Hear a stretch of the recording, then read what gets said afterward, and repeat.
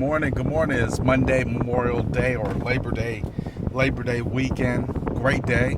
I had a little bit of indecisiveness of whether or not I was going to get up, and then the little voice inside kicked in and said, "Why wouldn't you get up? Why wouldn't you go to the gym today? It's Labor Day, so that means you should be able to do whatever you want. You want to go to a barbecue? Go to a barbecue. You want to go to work? Go to work. If you want to take the day off, take the day off." Listen to the little voice that's inside of you. It's 4 o'clock a.m. I'm gonna go to the gym right now. I feel obligated, a self obligation to go ahead and fulfill or go through with my process as I see fit. I'm treating my body like a freshly planted flower. It has not rooted itself yet. It is not firm enough to stand up against a flood. It's not firm enough to stand up against a hurricane, but it is strong enough to stand up against a hard wind. So I want to make sure that I keep building on those traits and those habits that I got right here. I'm gonna pose a question. Most people go to work. They know what it feels like to go into their job, work their 80 hours, 40 hours, whatever you work a week, and you know that there is a benefit, a direct benefit to going in doing your job every single day.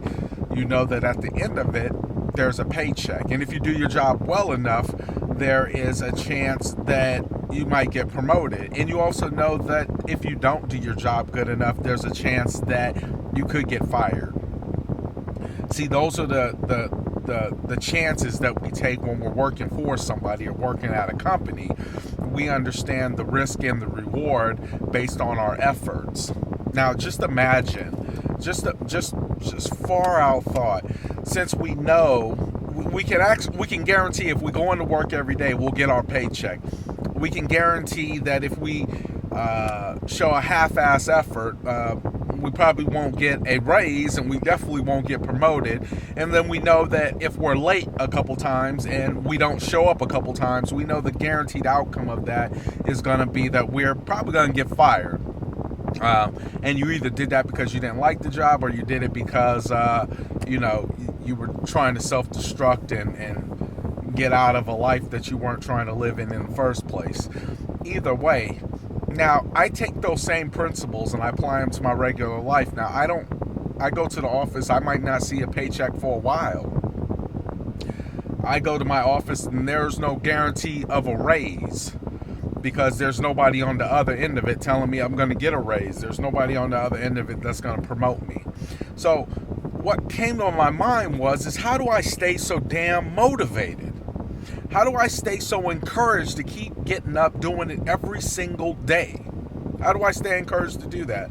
Or better yet, how do I know that staying encouraged will last? I'm going to share with you a secret. It's called a promise. It's called a promise. And when you have enough knowledge to base your information on, you know that promise is good. That promise is better than any boss could give me if they said, you come into work every single day for the next 90 days, we'll guarantee give you a promotion.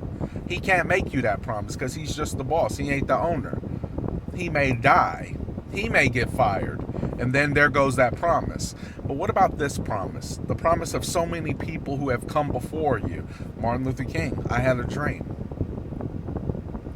What about Thomas Edison?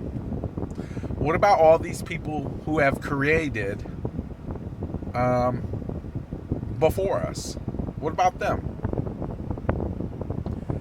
They've all said the same thing. If you do this, this, and this, there's a guarantee that what you want at the end of it will come. All you have to do is be consistent,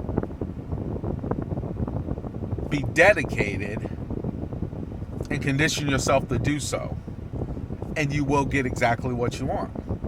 Now, that's a promise of God. That's a promise of the universe. That's a promise of the people who have done it before you. That means nobody can die in the process of your pursuit of what you want and take away what it is that you're going after. In your job, somebody can die. The boss who promised you that promotion could die. And then guess what? Your promotion just went in the grave with him. How about promoting yourself through the knowledge of knowing that if you're persistent, if you're consistent, and if you're diligent and you're steadfast, you can have anything you want in life. I'll be the first one to tell you, those four ain't easy. Those four ain't easy. Now, in fact, not only are they not easy, they're lonely. Almost every time you got to get up and do it, it's dark. I don't care if it's summertime. There's a lot of sweat. There's a lot of going without. There's a lot of going down. There's going to be a lot of people saying that it can't happen, it won't happen, it's impossible that it can happen. They're not easy. Why do you think, what's the saying, 2% of the population owns 98% of the wealth? Because it ain't easy. Doesn't mean that it excludes you. It just means you need more information to figure out how they did that. We already know what the 98% did. Or is it the 80-20 rule? We already know what the 80% did. Now we need to find out what the 20% did. If I want to learn how to make cookies, I'm not going to go ask a mechanic. I'm going to go look at Mrs. Fields. If I want to know how to build a car, I'm not going to go to Mrs. Fields. I'm going to go look up Henry Ford. If I want to know how to dream big, I'm not going to go ask the guy who's sleeping on a park bench. I'm going to go read the documentary and the books by Martin Luther King. What I've learned is that when you get hungry enough for anything, you'll look for an answer. If you treat your mind the same way you do your belly, then when you get hungry enough, you'll go look in that cabinet and you'll find something to eat. If you get hungry enough mentally, you'll go crack open a book and you'll go find out what they did to get where they gotta go. But that's too much for Monday morning. I'm on my way to the gyms, 4 o'clock a.m. Then I'm gonna go to the office and I'm gonna have a very productive day. I'm gonna build on my mindset. I'm gonna build on what it is that I want to do, who I want to be. I'm gonna create life to imitate what it is that's in my mind so that I can live out my dreams. All right? Because that's how it works.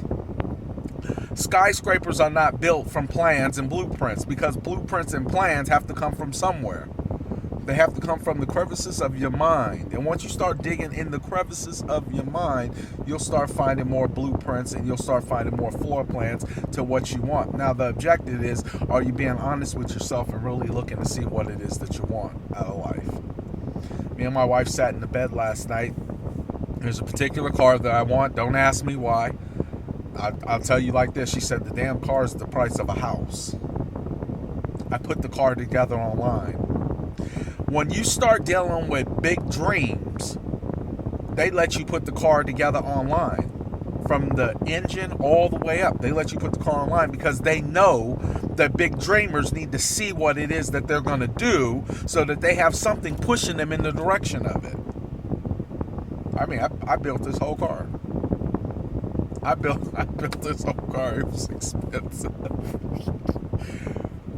But it's my dream. It's what I want. It's what I'm going to do. It's what I'm driven to do. On top of being the biggest financial contribution to any of my kids' programs and my church.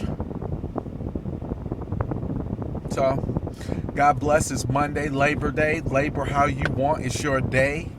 God bless. Take care. See you on the other side.